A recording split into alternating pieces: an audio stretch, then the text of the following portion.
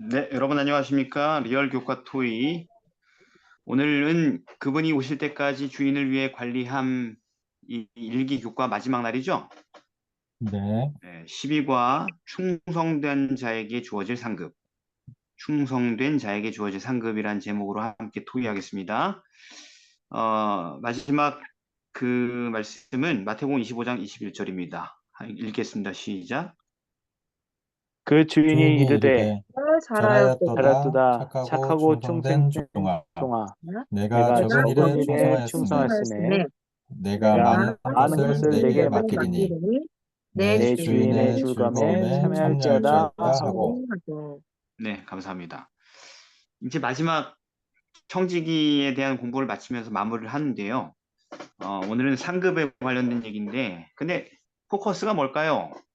오늘 우리가 함께 연구할 주요 핵심 단어가 뭘까요? 충성. 충성? 그렇습니다. 상급이 아니고 그 상급을 받는 조건인 충성에 관한 연구가 오늘 우리가 함께 연구할 핵심 포인트입니다. 그래서 일요일로 넘어가겠습니다. 일요일은 제목이 충성됨에 대한 상급이란 제목이에요. 자, 결국은 이제 우리가 청지기에 대해서 정말 다채롭게 다 공부를 했고, 이보다 청지기에 대해서 복합적으로 공부한 적이 없죠, 평생 교회 다니면서. 교과가 이번에 아주 큰 공헌을 했습니다. 그래서 마침내 우리가 영원한 나라에 들어가게 될 사람들이 있는데 그 사람들의 태도에는 어떤 공통점이 있지요. 어떤 공통점이 있습니까? 충성됨. 그렇습니다. 예, 하나님 나라에 들어가는 사람은 전부 다 충성된 사람들이에요. 그리고 그 충성된 사람들의 공통된 또 특징이 뭐냐면 믿음이 있다라는 것이죠. 네, 네, 예, 히브리서 11장 6절 믿음이 없이는 기쁘시게 못한다. 반드시 믿어야 된다. 상 주시는 분이심을. 그죠? 믿음이 없이는 안 네, 된다는 것입니다. 그런데 히브리 12장에서는 그거를 어, 믿음을 가진 사람 인내로서 경주를 경주한 사람이다. 예수님처럼 앞에 있는 즐거움을 위하여 십자가를 참고 부끄러움을 개의치 않은 게 충성이다. 믿음이다. 그죠? 그 네. 믿음이 충성된 거죠, 결국은. 또 마태복음 5장 11절에 보면은 나를 인하여 너희를 욕하고 핍박하고 거짓으로 너를 거스려 모든 악한 말을 하면 믿음을 포기하고 싶지 않을까요? 그렇죠. 그런데 그래도 그걸 견딘다.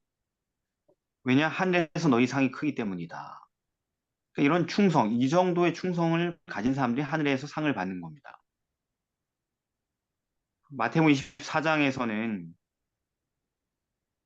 충성되고 지혜 있는 종이 되어 주인에게 그 집 사람들마다 때를 따라 양식을 나눠줄 자 누구냐? 충성된 사람이 누구냐? 마지막 때까지. 그러면 주인이 그 모든 소유를 저에게 맡기겠다.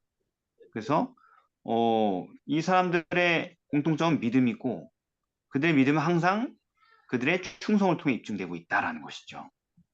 네, 그러니까 그들은 어떤 고난도 인내하고 어떤 수모도 피하지 않고 어떤 핍박과 고난과 손실을 당해도 충성을 버리지 않는다. 그래서 그들은 영생을 얻는다. 이게 성경의 가르침입니다. 그러니까 이렇게 단순하게 정리하면은 내가 하나님 나라에 들어갈지 말지를 우린 모두가 다 자가 진단이 가능해요. 네, 음, 내가 이렇게 충성스러운 사람인지 아니면 별로 이렇게 충성하기 싫어하는 사람인지 알 수 음, 있거든요. 그죠? 그래서 자가 진단을 했을 때 아니면은 자기 자신이 회개하고 돌이켜야 될 사람인 것이고, 그죠? 포기할 사람이 아니고, 자기가 충성하고 있다면 하나님과 함께 동행하고 있는 것을 기뻐하고 감사해야겠죠. 네. 자, 음. 그런데 그러면은 충성이 하나님 나라에 들어가는 조건 공통점이라면 구원이 행위로 되는 것 아닌가요? 차이가 뭐죠?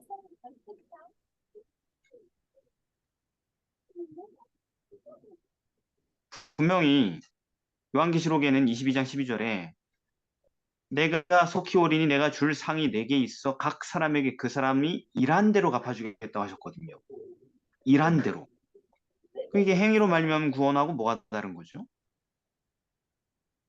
로마서 4장 5절에는 일을 아니할지라도 경건치 않은 자를 의롭다 하신 이를 믿는 자에게 그의 믿음을 의로 여기신다고 했는데 왜 계시록에서는 일한 대로 갚아준다고 할까요? 일을 안 해도 갚아주는 것을 믿는 자라고 했는데.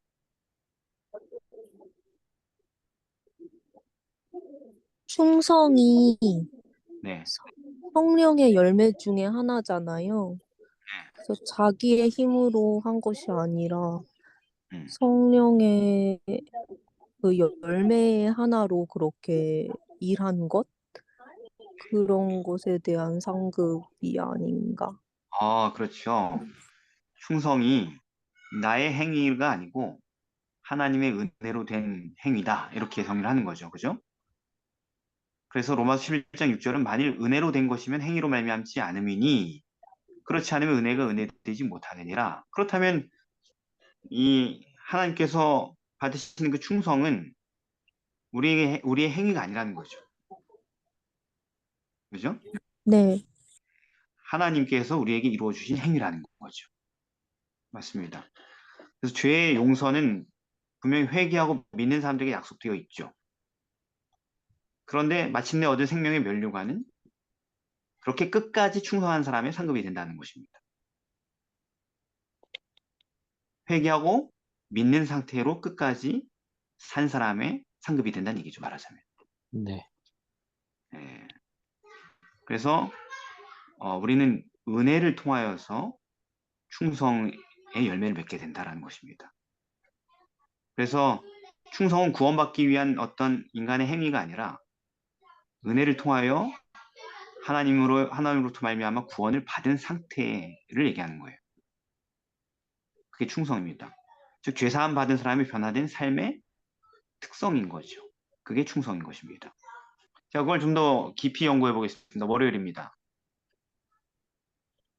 영원한 생명. 그렇다면 우리가 이 땅에서 미래의 영생을 보장받는 정말 구체적인 어떤 조건이 뭘까요? 무엇을 어떻게 하면 되는 걸까요? 구체적으로.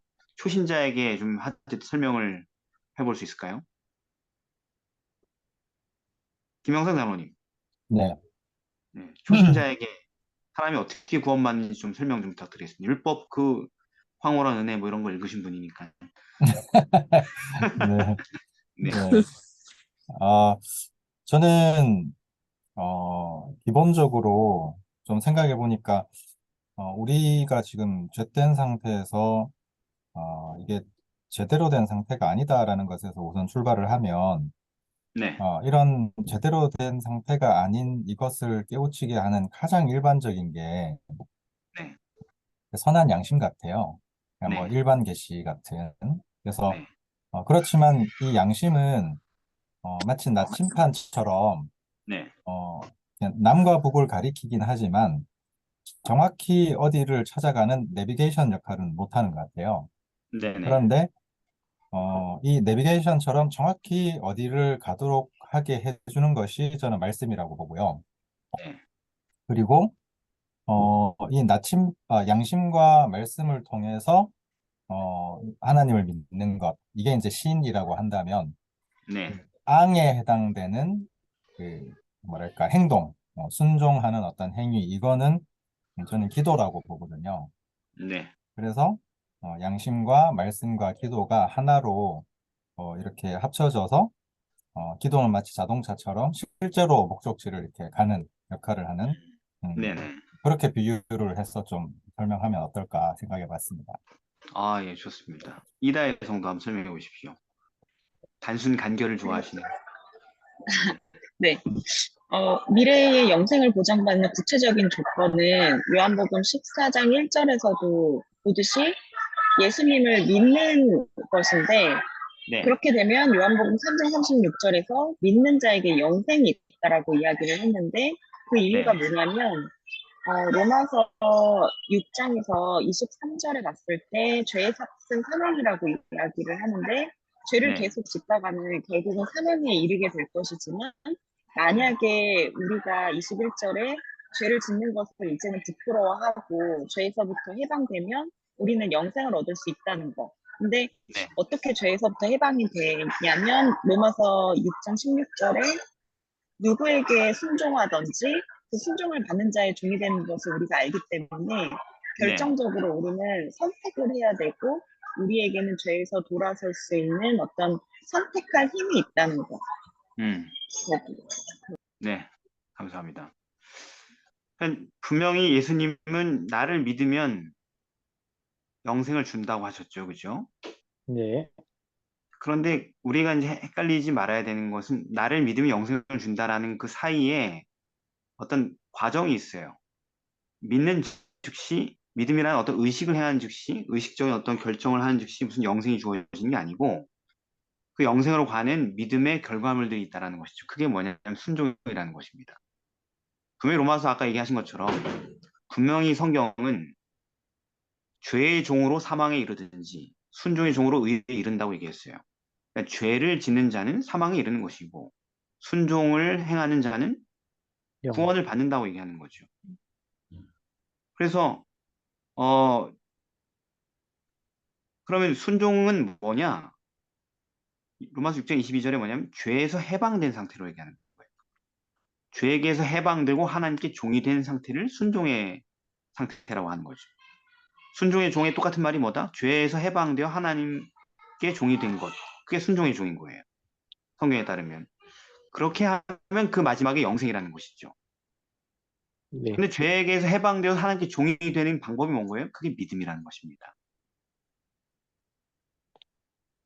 그래서 아까 로마서 3장 16절에 예수님이 하나님이 세상을 이처럼 사랑하사 독생자를 주셨으니 이는 저를 믿는 자마다 멸망치 않고 영생을 얻는다 이렇게 돼 있잖아요. 네. 근데 같은 장 3장 36절에 보면은 그 믿음을 뭐라고 설명? 아들을 믿는 자는 영생이 있고 요한이 이렇게 얘기를 하면서 그 다음에 뭐라면 아들을 순종치 아니하는 자는 영생을 보지 못하고 이렇게 썼어요. 그러니까 다른 단어인데 엄밀하게 분리하면은 그거를 똑같이 쓴 거예요. 믿는 자는 영생이 있고 순종치 않는 자는 영생을 보지 못한다. 이 얘기는 뭐냐면 믿음이 반드시 순종이라는 열매를 만들어낸다는 얘기인 거예요. 그래서 네. 로마서 1장 5절에 복음이 뭐다? 믿어 순종케 하는 소식이다 이렇게 얘기하죠.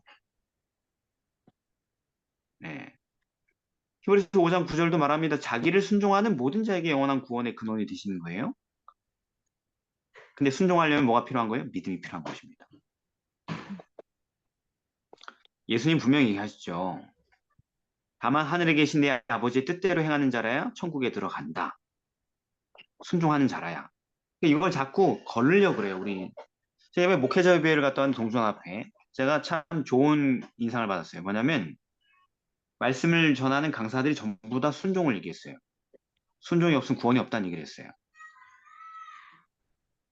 그러니까 무슨 얘기냐면 지금 목회자들의 이 개념도 변해가고 있다는 것입니다. 아, 믿음으로 구원 얻는다라는 말에 우리가 속고 있었구나. 그리고 순종을 결여시키고 있었구나라는 것을 목회자들도 이제 지적으로 자각하기 시작했다는 거예요. 근데 저처럼 얘기하는 사람이 이상한 사람이 아니라고 이제는. 음. 적어도 동종합회 개념에서는 저처럼 얘기하는 사람이 이제 정상적인 목사가 된 거예요, 말하자면. 공개적인 자리에서 사람들이 이제 그렇게 얘기하는 사람들이 늘어나기 시작했으니까 주 강사들이 말이죠. 당연한 건데 어떻게 보면 너무 오래 네. 돌아온 거죠. 정말 감사하게 생각합니다. 목회자 협의회 메인 강사들이 이런 얘기를 할 수 있다라는 것. 그, 그래서 믿는 자는 영생이 있고 순종치 않으면 영생이 없다. 그러니까 복음은 믿음으로 말미암아 순종케 하는 것이다. 그 순종케 하는 것이 곧 구원이다. 엘렌 화이트이 이렇게 얘기했습니다. 사람이 범죄로 타락했을 때 율법은 변경되지 않았고 오히려 인류를 돌이켜 다시 그 율법을 순종할 수 있도록 하기 위하여 구원의 제도가 마련되었다. 이게 복음이라는 거예요. 복음이 왜 주어졌다? 수많은 교회들이 복음을 믿는다고 하는데 복음이 왜 주어졌다? 율법을 폐하고 그냥 이렇게 면죄를 주는 게 아니고 그 율법에 인간이 죄인이 다시 순종할 수 있도록 하기 위해 주어진 게 복음이라는 것입니다. 아멘. 그래서 하나님은 모든 사람이 영생 얻도록 그런 택함을 입을 수 있는 조건을 성경 가운데 끊임없이 제시하시는데 그게 뭐냐면 그리스도를 믿는 그 믿음을 통하여 하나님의 계명을 순종하는 것이에요. 우리가 믿음을 통하여 천국에 가겠지 하는 막연한 생각을 하는 게 아니고 그게 구원이 아니고 예수님을 믿는 믿음을 통하여서 죄와 싸워서 죄에게서 해방되고 하나님의 계명을 즐겨 순종하는 새 사람이 되는 것이 구원이라는 것입니다. 성경이 말하는. 아멘. 목사님, 그래서 그 네, 질문이 있는데요. 네, 그 신학적으로 이 믿음과 네. 그 행함을 좀 구분하여서 이렇게 생각하는 이 조류가 아주 옛날부터 있었던 건가요? 아, 그 믿음과 행함을 구분하는 극단적인 시도는 종교개혁 때에 있었어요, 원래. 음, 루터 같은 사람들에 의해서. 음, 왜냐하면은 너무 행함에 함몰돼 있었기 때문에 수천 년 동안 교회가 음, 율법의 행위에 구원의 길을 줬기 때문에 그걸 차별하기 위해서 강하게 믿음으로 선회했는데 음, 그런데 종교개혁자들이 다 그랬던 건 아니에요. 그랬던 건 아닌데 그런 부분이 그러니까 아직까지 완전하게 성숙되지 않은 부분이 나중에 후대의 사람들이 배교하게 되는 핑계거리가 된 거죠. 음. 예, 행하면 필요 없다, 믿기만 하면 된다 이런 쪽으로 가게 된 사실 종교개혁자들은 불순종한 사람들이 아니었는데 순종한 사람들이었는데 네. 그런 어떤 신학적인 불균형, 불완전이 그런 쪽으로 더 사람들이 나가게 만드는 어떤 균열이 있었던 거죠. 저는 네, 여기 예언의 신 모아놓은 데 보면 믿음과 행함이라는 책이 따로 모아놓은 게 있잖아요. 있죠. 예, 거기서 이제 제목 그대로 이제 믿음과 행함이라는 그 파트를 계속 이렇게 몇 번 읽고 들어봤는데 네, 그거를 이렇게 보면서 느낀 게 믿음과 행함이라는 것이 이렇게 양립하는 두 개의 개념이 아니라 근데 네. 제가 이렇게 느끼기에는 이게 한 개 같았거든요. 맞습니다. 예. 예를 그런데 이제 들면 네, 루터가 그렇게 얘기한 이유 중에 또 한 가지 뭐냐면 갈라디아서나 로마서가 믿음과 행함을 구분해서 얘기하거든요. 음, 근데 그거를 행함에 두 가지 행함이 있다는 것을 간과한 거예요. 성경에서 음, 얘기한 행함에. 하나 음, 이미 우리가 지금 전수를 했는데 하나는 하나님의 인정을 받기 위해서 노력하는 인간의 행함이 있고 음, 그 행함을 갈라디아서와 로마서는 정죄한 거고 음, 또 하나는 뭐냐면 하나님을 믿음으로 말미암아 변화된 행함이 있는 거예요.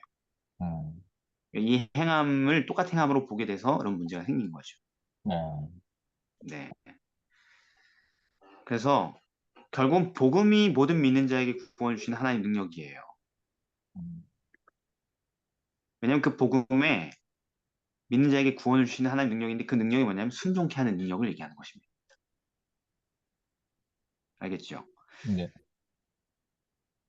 자, 그러면 그 다음 질문입니다. 아, 그 다음 질문 다 했구나. 소신자에게 하면은 결국은 그래서 우리에게 가장 먼저 선결돼야 될 문제는 믿음의 문제인 겁니다.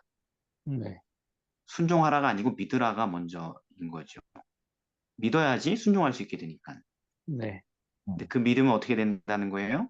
복음을 들어야지만 그 믿음이 발생된다는 것이죠. 그리고 그 복음은 하나님의 말씀인 것입니다. 그래서 우리가 죄의 용서를 받으려면 반드시 그 죄를 회개하고 회개 합당한 열매를 맺어야 되겠죠.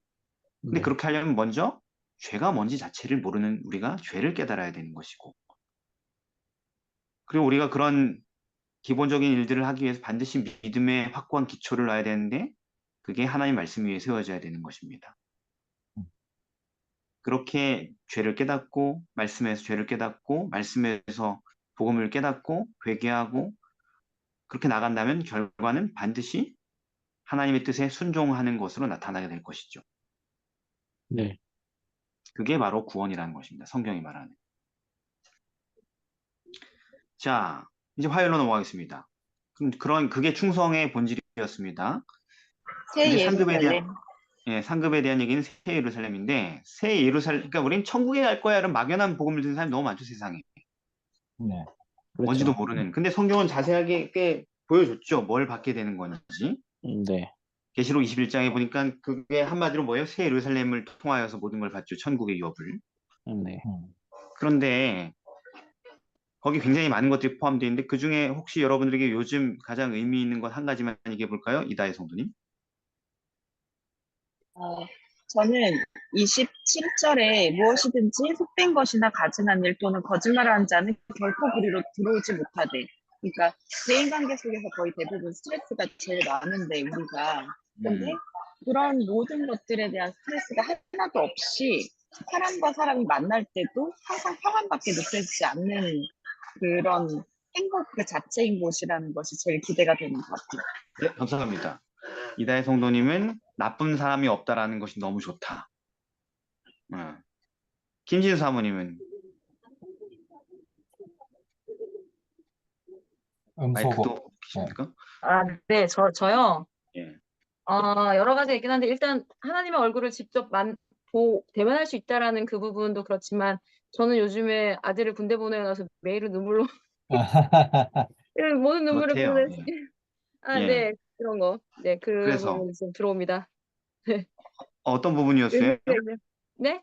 4절? 눈물을 식혀주는 거예요? 아니면 네, 애통하는 게 없다. 예. 네. 좋습니다. 이별이 슬픔이 없다. 없고, 네, 이별이 이별이 없고, 없다. 이별이 없는 게 네, 좋다. 김영선 네. 사모님. 저는 요즘에 꽂힌 게, 그 5절에 보라 내가 만물을 새롭게 하노라 하시고 할 때 새롭게라는 단어인데요. 네네. 그 재창조하는 건데 이게 그 헬라어로는 카이노스고 그 네. 히브리어로는 하다시더라고요. 네. 예, 그래서 그 새롭게 재창조함을 받는 게 존재의 의미가 새롭게 되는 게 너무 신기하고 좀 음. 갈망하는 부분입니다. 네. 조수영 집사님. 저는 여기, 어, 23절에 네. 해나 달의 비침이 쓸데없고 하나님의 네. 영광이 비치고 어린 양이 그 등불이 되신다는, 네네. 네, 그 왜 구절이 그게 개인적으로 왜 그게 이제 해나 이런 것들이 있긴 한데 이제 음. 예수님께서, 음. 하나님께서 이제 모든 빛이 비춰지기 때문에 거기는 네. 이제 밤이 없다는 그 구절이 너무 좋습니다. 예, 감사합니다. 마이크 다 꺼져 있네. 혹시 말 걸면 마이크를 킬까? 서순석 집사님.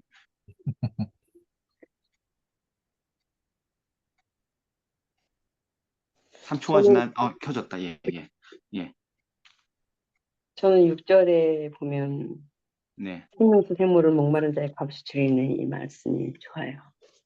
생명수 마시는 거. 예, 네. 감사합니다. 김은총 청년.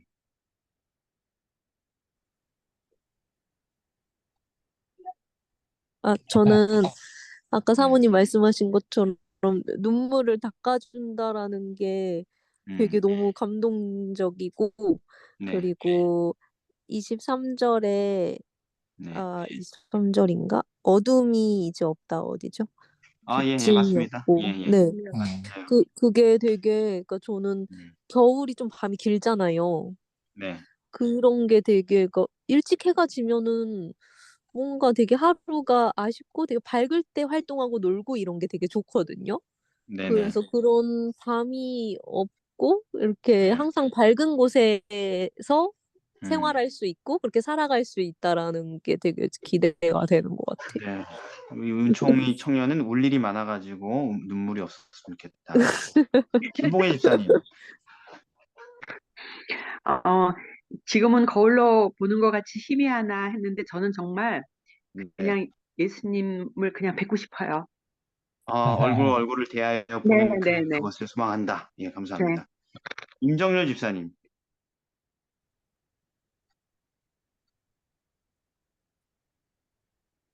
19, 8, 7, 6. 잠깐만요. 네. 키로 들어오느라고 예, 써서 키로 들어. 예. 저도 작년에 어머니 여의고 1년이 지났는데도 지금까지도 어머니가 그리워서 그냥 노인들 보고 이러면은 눈물이 쭉쭉쭉 빠지거든요. 네네네. 그래서 예, 음. 예. 보고 싶은 분들을 모두 만난다는 그것이 가장 예. 좋을 것 같습니다. 아멘. 그리고 이인자 성도님, 이인자 집사님.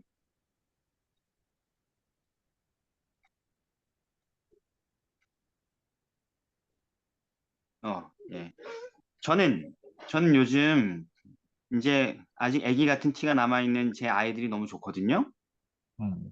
그래서 이사야 66장 22절에 보면은 나 여호와가 말하노라 내가 지을 새 하늘과 새 땅이 항상 내 앞에 있을 것 같이 너희 자손도 너희와 함께 항상 있으리라 이런 구절이 있어요. 그래서 제 아이들하고 영원히 함께 있는 그게 너무 좋습니다. 네. 자, 이제 수요일로 넘어가겠습니다. 결산할 때라는 제목인데요. 달란트 비유죠. 25장에 나와 네. 있는 비유에서 나온 달란트의 본 뜻이 뭐죠, 원래? 은사나 재능. 그건 본 뜻이 아니고 여기에서 예수님께서 부여하신 뜻이고요. 본 뜻은 원래는 구약 시대에는 무게 단위였고, 그죠? 30kg. 그 다음에 신약 시대에서는 무게와 화폐 단위, 돈의 단위도 되죠. 그리고 이 예수님께서 비유하실 때의 달란트의 비유에서는 화폐 단위로 사용된 걸로 보입니다. 돈 얼마를 줬다는 얘기죠. 그럼 1달란트, 뭐 2달란트, 5달란트. 이게 이제 무게 단위가 화폐가 단위 된 것은 금이나 은을 무게를 달아서 이렇게 지불했기 때문에 그렇게 된 건데, 아무튼 이게 달란트를 화폐 단위로 취급하면은 1달란트는 6천 데나리온인 거죠. 성경에서 6천 데나리온. 그리고 1데나리온은 노동자의 하루 품삯이죠. 그럼 요즘 한 10만 원 하나요? 노가다 뛰면? 하루. 다 몰라. 아무도 몰라. 노가다 안 해봐서 지금. 옛날에 제가 젊었을 때 5만 원 쓰니까 한 요즘 한 10만 원 하겠죠. 뭐. 그럼 10만 원에 6천 곱하면 얼마예요? 6억. 한 6억 되네요. 대충 해도. 우와. 1달란트 받은 사람 조금 받은 거 아니네요. 많이 받았네요. 사업자금 6억이면 많이 받은 거 아니에요? 네. 그죠? 네. 그러니까 돈 많이 줬구나. 6억 정도 되네요. 자, 그런데 이게 예수께서 다시 오실 때 결산하신 달란트는 이제 영적인 의미가 되죠. 그죠? 이 비유를 통하여서. 거기에는 어떤 네. 것들이 있습니까?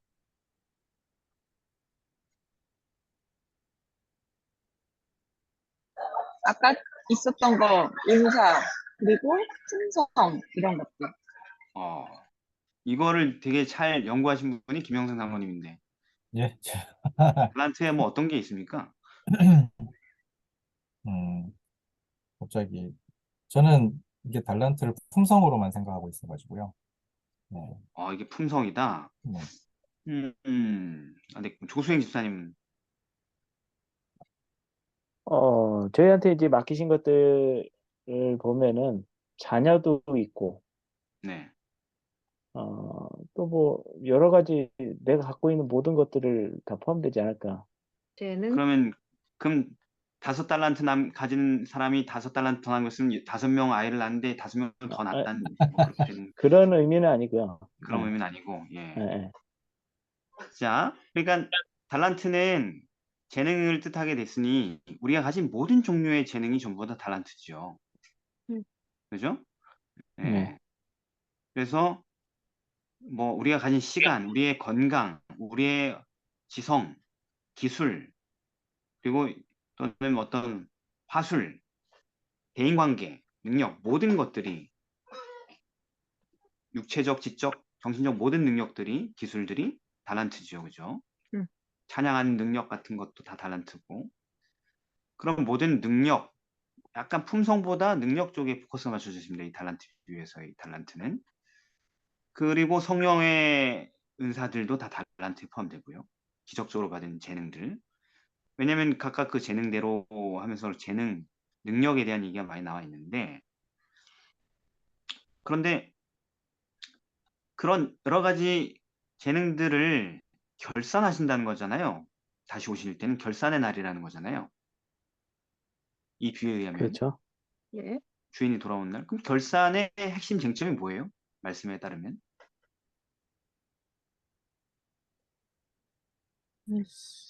개발을 시켰는가? 개발을 시켰는가?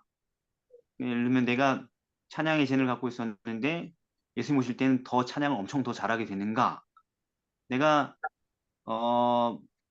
이 목수의 기술을 갖고 있었는데 예수님 오실 때 완전히 국가 대표급 장인이 되는가? 뭐 이렇게 해야 될까요? 그것을 개발시켜서 어떻게 하나님 사업에 썼는가? 그렇죠.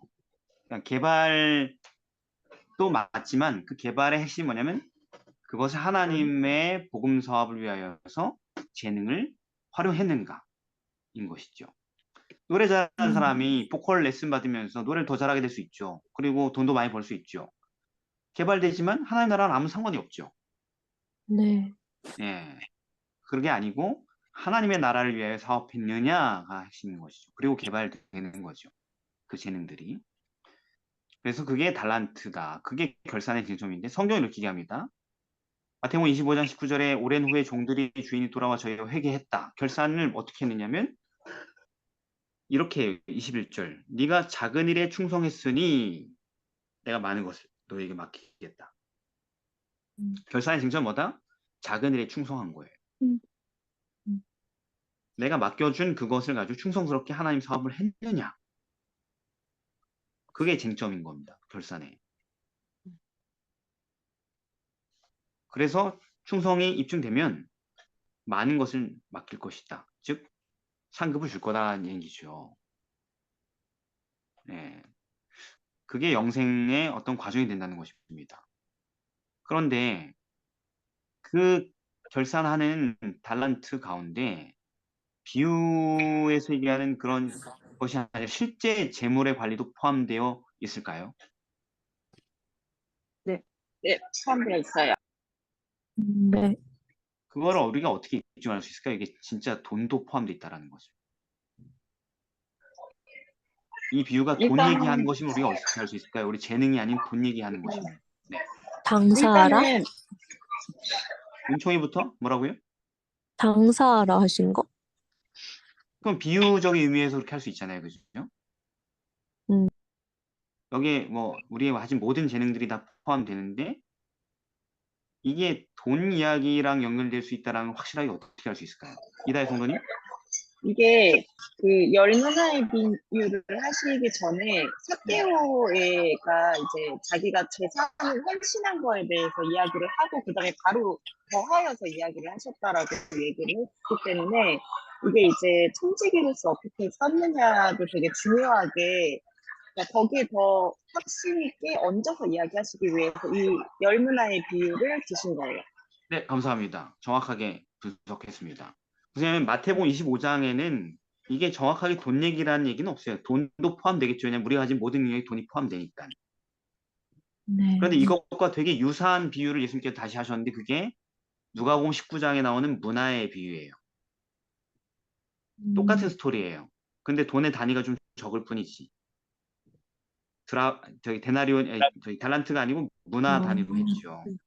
근데 네. 똑같은 스토리는 똑같은데 돈의 단위가 좀 다르고 그리고 그런데 결론은 다 똑같이 나옵니다. 그런데 이 누가복음 19장 11절부터 나오는 문화의 비유가 뭐에 이어진 얘기냐면은 삭개오 이야기에 이어지는 거예요. 누가복음 19장 8절 삭개오가 서서 주께 여짜오되 주여 보시옵소서 내 소유의 절반을 가난한 자들에게 주겠사오며 만일 네 것이 토색한 일이 있으면 4배나 갚겠는데 돈 얘기죠. 재물에 대한 얘기잖아요. 그리고 예수님이 그 재물을 온전하게 쓰는 이 청지기를 보면서 오늘 구원이 이 집에 이르렀다 이렇게 얘기를 하죠. 네. 그리고 11절에 이 말씀을 듣고 있는 사람들에게 비유를 더하신 거다. 그러니까 왜 삭개오가 구원을 받는지를 비유를 통해서 얘기해 준 거다. 그게 달란트의 비유랑 스토리가 똑같은 문화의 비유를 얘기한 거죠. 그러니까 우리가 결산받는 것은 돈도 결산받는다는 것이죠. 돈을 어떻게 사용했는지 그걸 결산하는 거예요. 영생을 결정시키잖아요. 와, 그러니까 여러분의 지출을 결산받는 거죠. 어디다 썼는지. 여러분 다 기억하세요?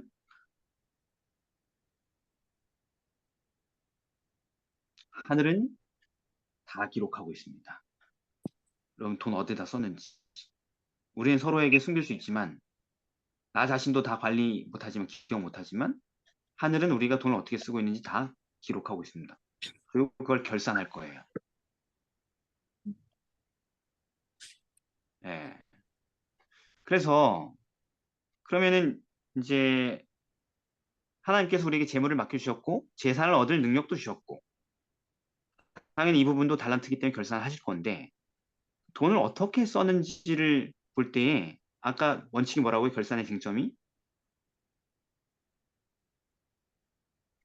하나님 나라에 어떻게 어디에서? 사용했는가. 지극히 작은 것에 충성됐느냐? 이걸 본다 그랬죠.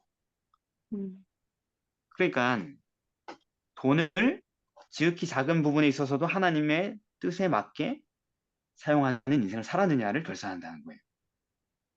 와, 그러니까 자꾸 점점 자신이 없어져요. 그죠? 네. 자신이 없어지는 게 좋은 거예요. 그래야지 하나님 나라에 들어갈 수 있는 감각이 생기는 것입니다. 하나님을 영화롭게 하는데 사용해야 됐겠죠. 우리의 지출이. 네. 근데 우리가 이렇게 생각한단 말이에요. 청지기에 관한 기별을 대충 배우면은 우리의 재물의 일부를 주님의 것이라고 생각을 하죠. 11조와 헌금과 부재 사업을 위해서 얼마의 돈을 우리는 구별할 수 있게 되죠. 네. 그래서 우리가 지난번에 5분의 1을 뗄 거냐, 3분의 1을 뗄 거냐 하면서 막 엄청 신경전을 벌였잖아요. 그죠? 네. 자, 그런데 통 크게 3분의 1을 뗐다고 합시다. 5분의 2를 떼고. 그럼 잘했어요? 못했어요? 청지기로서.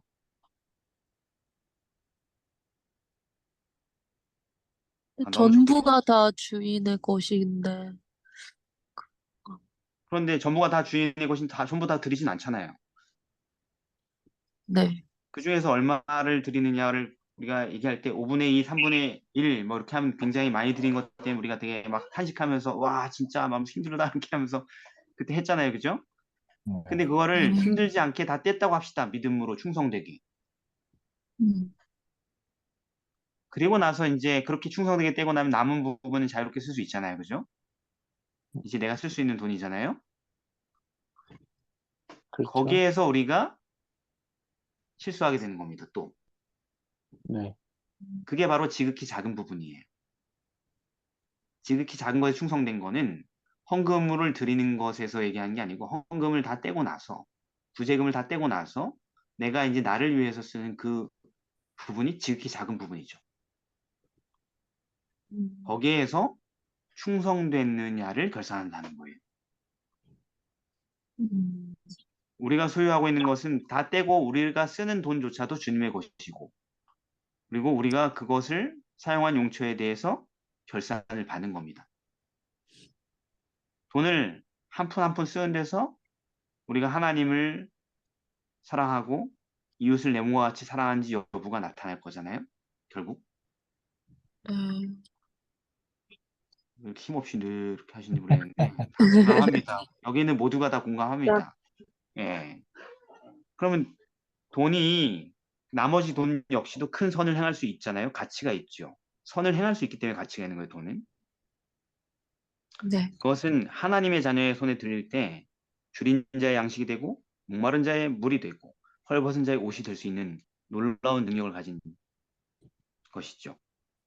압제받는 자에게 방어물이 될 수 있고 병든 자에게 도움이 될 수 있는 수많은 아주 도움이 될 수 있는 것인데 그 돈을 엘렌 화이트를 기억하면 힘을 보내서 생필품을 마련하고 생필품 마련하고 그죠? 생활 필수품 그리고 다른 사람을 축복하고 그리스도의 사업을 전진시키는 목적 이외에 사용할 것 같으면 그 돈은 모래와 같이 쓸모없는 것이 된다. 이렇게 얘기를 해요. 근데 우리는 그 외에 많이 쓰잖아요. 그죠? 네. 네. 그래서 이게 이제 충성된 사람이 재정에서 어떻게 충성되는지를 보여주는 결산의 구체적인 디테일인 것입니다.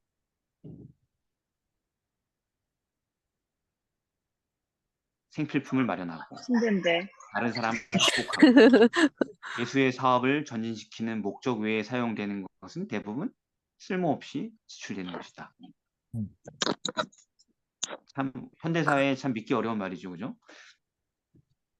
근데 믿기 어려운 것은 이게 정상이고 우리가 너무 비정상적인 세상에 살고 있었다는 얘기죠. 그냥. 그렇죠.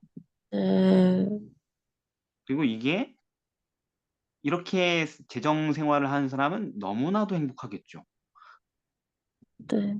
네. 네, 이렇게 쓸 줄 알게 되는 사람들은 돈 쓰는 게 너무 행복하겠죠. 그죠? 힘든 일이 아니고 자연스러운 일이 될 테니까. 그쵸? 충성된 음. 사람이 되면 음. 믿음으로 말미암아 충성이 삶의 특질이 된다면 그것은 그의 지출 생활에서도 그대로 드러나게 될 것이다. 자, 그렇게 우리가 산다고 치고 목요일 날로 넘어가겠습니다. 외치려고. 음, 언젠가 될 거라는. 마지막 준비된 준비된 상급을 상급을 바라. 준비된 상급을 바라보라. 사실은 된다고 치고 하려고 했는데 잘 안 되니까 어떻게 그게 될 수 있을까 하는 솔루션으로 우리가 넘어온 것입니다. 그럼 바울이 예수님을 따르면서 호의호식했어요? 고난을 당했어요? 고난 고난을 당했습니다. 그 고난의 당했어요. 목록들을 쭉 살펴보면은 어때요? 매 맞고 돌에 맞고 원하고 죽이고 예.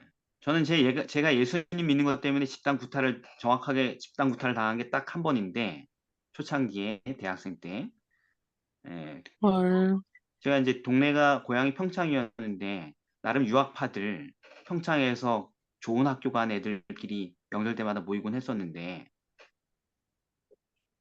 되게 친했었는데 제가 예수님 믿고 나서 돌아와서 그게 크리스마스 때였는지 하여튼 언제였는지 하여튼 아이들과 다 모여서 화기애애한 가운데 예수님을 또 철없이 전했죠. 그리고 끌려나갔어요. 술집에서 그 얘기 하다가. 술집 바깥으로 멱살 잡혀서 끌려나가서 그렇게 오랫동안 친근하게 지냈던 친구들에게 집단 구타를 당했습니다. 헐. 삥 둘러싸서 막 발로 뻥 차고 붙들고 주먹을 날리고 막 흠씬 두들겨 맞았어요. 그 성경에 있는 것처럼 그렇게 복음 전하다 맞은 건 그게 유일한 경험이에요. 정확하게. 주먹과 발로 맞은 건 믿었던 친구들한테. 그때 되게 충격이었어요. 저는 그런 경험이. 되게 지적으로 잘 전하고 있었다고 생각했는데 자연스럽게 얘기를 했는데 술자리에선 하면 안 되는 거였던 거죠. 그때 애들이 만취한 것도 아니었는데 폭발하는 제일 먼저 폭발한 게 카이스트 갔던 친구가 폭발을 했어요. 제일 공부 잘했던 애가 하면서 왜 어느 부분에서 분노해서 멱살 잡아주는데 정말 눈이 획 돌아가서 멱살을 잡고 일어서더라고요. 근데 이런 이제 소소하고 아주 추억 같은 경험들을 가진 저하고 달리 바울은 목숨이 계속 끊어질 정도로 맞고 다녔죠. 네. 네. 맞은 것도 여러 번 맞았어요. 뭐 그냥 맞기도 하고 형벌로 맞기도 하고 뭐 돌에 맞기도 하고 그죠? 수많은 위협과 미움과 증오를 받으면서 일생을 살았어요. 잠도 못 잘 때도 많았고 감옥에 갇혀가지고 쓸쓸하게 버림받을 때도 많았고 뭐 목마르고 줄이고 굶고 헐벗고 도망 다니고 어떻게 충성이 잘 유지될 것 같아요? 결국엔 근데 또 참수당해서 목 잘려 죽잖아요. 네. 네. 바울은 어떻게 흔들리지 않고 충성될 수 있었을까요? 계속 이런 수모를 당하면서 사는데 죽는 그날까지. 준비된 상급을 바라보고 끝까지 충성을 하지 않았을까. 바울이 이런 얘기를 하죠. 우리가 그와 함께 영광을 받기 위해 고난도 함께 받아야 할 것이다. 내가 생각을 늘 하는데 현재 내가 당하는 고난은 장차 우리에게 나타날 영광과 비교할 수가 없어. 또 당. 이건 뭐예요? 계속 생각했다는 얘기죠. 네. 우리는 그런 상처를 당하면 저도 그날 울었거든요. 집에 와서 술 취한 애들 다 집에 일일이 데려다 준 다음에 저 팬 애들, 부탄 애들 집에 다 데려다 주고 마지막으로 제 집으로 와서 눈물이 청철 나더라고요. 이상해서. 근데 막 슬프고 절망한 게 아니고 뭔가 엄숙한 감동이 밀려와서 내가 평생 이렇게 살다가 죽는 거구나. 내 인생이 이렇게 결정된 거구나. 이런 체감을 했기 때문에 굉장히 숭고한 어떤 감동이 있었어요. 그리고 슬프기도 하고 또 이전의 삶이 완전히 다 떠나가고 전혀 다른 세계로 들어간다는 느낌 때문에.